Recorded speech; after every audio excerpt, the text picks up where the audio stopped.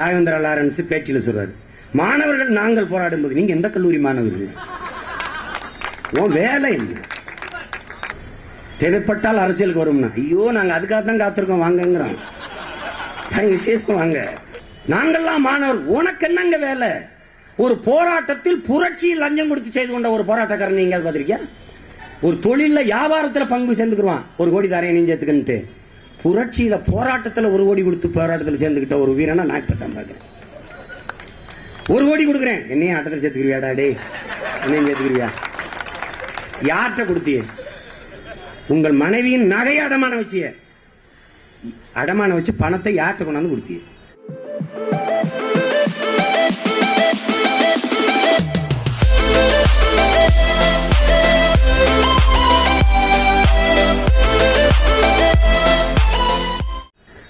Lawrence வந்து ஜல்லிக்கட்டுக்கு போயிட்டாருன்னா 1 கோடி ரூபாய் கொடுத்து லாரன்ஸ் வந்து ஜல்லிக்கட்டுல சேர்ந்த யாருன்னா பாத்திருக்கீங்களா?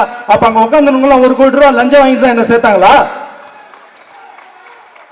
இவர் கணக்கு கேட்கிறாரு, என்ன வந்து கணக்கு சொல்ல 1 கோடி ரூபாய் யாருக்கிட்ட கொடுத்தாங்க? உனக்கு பணம் புரியுதா? ரஜினியுடைய ரசிகன் என்ன நினைச்சிட்டு இருக்க நீ சாதாரணமா நினைச்சிடாத. ரஜினியுடைய ரசிகன் நீ 1 கோடி ரூபாய் நான் வந்து கொடுத்தேன்னு ஜல்லிக்கட்டுல என்ன சும்மா சும்மா வீடியோ போட்டு 1 கோடி ரூபாய் யாருக்கிட்ட கொடுத்த யாருக்கிட்ட கொடுத்த இன்னைக்கு சொல்லட்டுமா யாருக்கிட்ட கொடுத்தான்னு?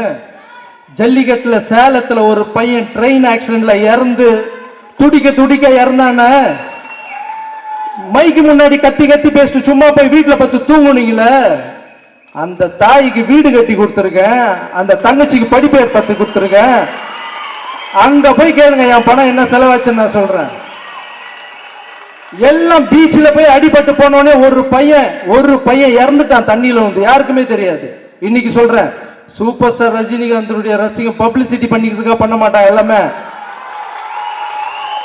இன்னைக்கு சொல்றேன், அந்த பையன் தண்ணியில வந்து இறந்துட்டான். அவங்க வீடு அனாதை. இன்னைக்கு போய் 10 லட்சம் ரூபாய் ஒரே செக்ல கொடுத்தவன் சூப்பர் ஸ்டார் ரஜினியுடைய ரசிகன். யாரு வந்தாலும் வரக்கூடாது, நீ வரக்கூடாது. நான் தான் தமிழ் தாயின் மூத்த புள்ள. நாங்களாம் அமெரிக்காக்காரருக்கு பிறந்தோமா? நாங்களாம் அமெரிக்காக்காரனு பிறந்தோமா?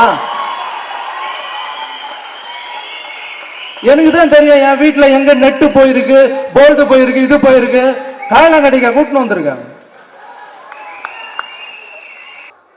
யாரும் வரக்கூடாது. அவர் வந்துட்டாரா யாரும் போய் சொல்லுவாங்கன்னு நினைக்கிறேன். அண்ணா அங்க ஒருத்தர் பேசிட்டு இருக்காருன்னா 4 பேர் கை தட்டுறாங்க. எடா லிஸ்ட் அவர் லிஸ்ட் எடு, அவர் யாரு என்ன எல்லாத்தையும் போட்டு அவரை பத்தி வந்து உடனே பேசுறது. யார் வந்தாலும் பயப்படாதீங்க, யார் வந்தாலும் வர வைங்க, வாங்கன்னு சொல்லுங்க.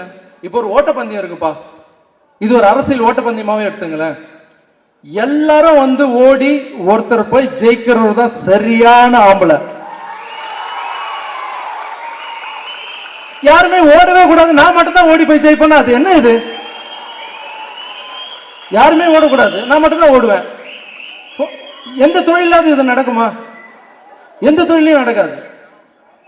எல்லாரும் முட்டாள். நான் வந்து இது பேசுனதால என்ன வந்து கேட்கிறாங்க. ஒரு சில இதெல்லாம் பார்த்தேன் வீடியோல. அவர் பேர் சொல்ல கூட உனக்கு தைரியம் இல்லையா, நீ எல்லாம் ஒரு ஆம்பளையா அப்படின்னு கேட்டாங்க. அவர் பேர் சொல்லி தான் நான் ஆம்பளைன்னு ப்ரூவ் பண்ண வேண்டிய அவசியம் இல்லடா. நிறைய பேர் சொல்றாங்க, என்ன சார் இப்படி எழுத்து பேசுறீங்களே சார், பேசாம விட்டுன்னு வச்சுங்க சார், அதர்மம் தலை தூக்கும் சார், தர்மம் கீழே போயிடும் சார். காலகட்டத்தில் பேசியே ஆகணும்.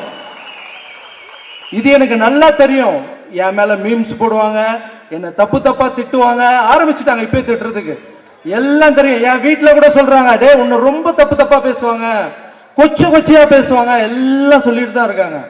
ஆனா தர்மம் ஜெயிக்கணும்னா வந்துதான் ஆகணும், பேசிதான் ஆகணும். என் தலைவன் மொத்த தர்மத்துக்கு சொந்தக்காரன்.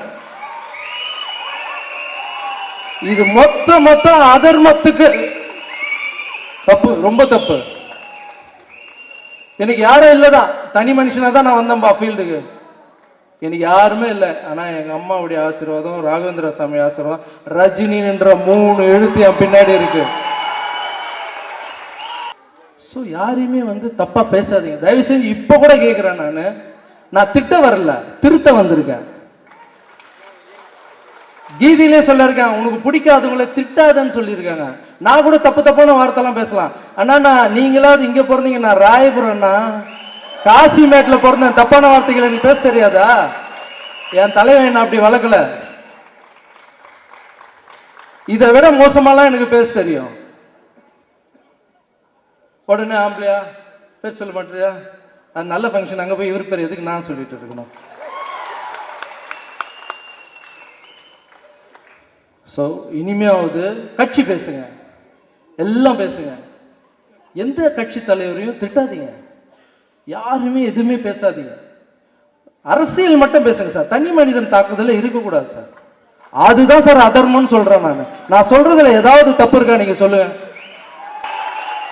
மொட்ட சிவா கட்ட சிவா படத்துல நீங்க எல்லாம் கேட்டீங்களா? 1 கோடி ரூபா கூட ஆனந்த விடன்னு கேட்டீங்களா? கலாமின் காலடி சூட்டில் 1 கோடி ரூபா நீங்க எல்லாம் கேட்டீங்களா? என் பொண்ணு பேர் மேல போட்டிருந்தா இப்ப வட்டி ஏறி இருக்கும். நான் ஏன் பண்றேன்? மக்கள் கொடுத்த பணத்தை மக்களுக்கு கொடுக்கணும்னு பண்றேன். நான் 1 கோடி ரூபாய் எடுத்து ஆனந்த விடன் கொடுத்து 100 பேருக்கு ஹெல்ப் பண்ணுன்னு சொன்னேன். யாரும் என்ன கேட்க போறது இல்ல கொடுக்கலன்னா.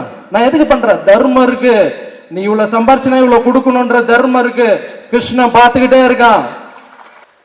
சூப்பர் ஸ்டார் அப்படி வளர்த்துருக்காருங்க. திருவண்ணாமலைக்கு லைட் போட்டா நாங்க கோவில் கட்டுவோம். அப்பா அம்மாவை நல்லா பார்த்துக்குன்னு சொன்னா அப்பா அம்மாவுக்கு கோவிலே கட்டிடுவோம். குடும்பத்தை நல்லா பார்க்கணும்னா எங்கேயும் என் குடும்பத்தை மட்டும் குடும்பம்னு நினைக்க மாட்டோம். எல்லாருமே என் குடும்பம் தான்.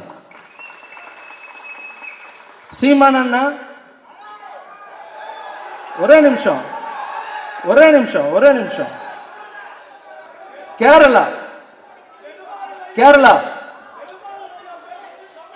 கேரளாவுக்கு என் வீட்டுக்கு இங்க பிரச்சனை வந்தா பரவாயில்ல. கேரளால பிரச்சனை நடக்குது. ஊரே அழிஞ்சு போச்சு. 1 கோடி ரூபா தூக்கி போய் கொடுத்தேன். கேரளா முதலமைச்சர்கிட்ட அந்த நாட்டுக்கு நல்லது பண்ணுங்கன்னு. நீ ஓட்டுக்காக பண்றவன், சூப்பர் ஸ்டார் ரஜினிகாந்த் ரசிகன், நாட்டுக்காக பண்றவன். தயவு செஞ்சு சொல்றேன், மற்றவங்களை தப்பா பேசாதீங்க, புண்பட வைக்காதீங்க. நீங்க மட்டும் அன்னைக்கு ஜல்லிக்கட்டுல பேசலாம், இன்னைக்கு நான் பேசி அறிக்க மாட்டேன். இந்த மாதிரி நிறைய பேர் மனசை புண்பட வைக்கிறீங்க. யாருமே புண்பட வைக்காதீங்க. தலைவருடைய இதுவால நான் இதுக்கப்புறம் இதை பத்தி நான் பேச மாட்டேன். ரொம்ப சைலண்ட் ஆயிடுவேன். என் மனசுல இருக்கிறதெல்லாம் கொட்டிட்டேன். அது உங்க மனசுல இருக்கிறது கூட நான் சொல்லிட்டேன்.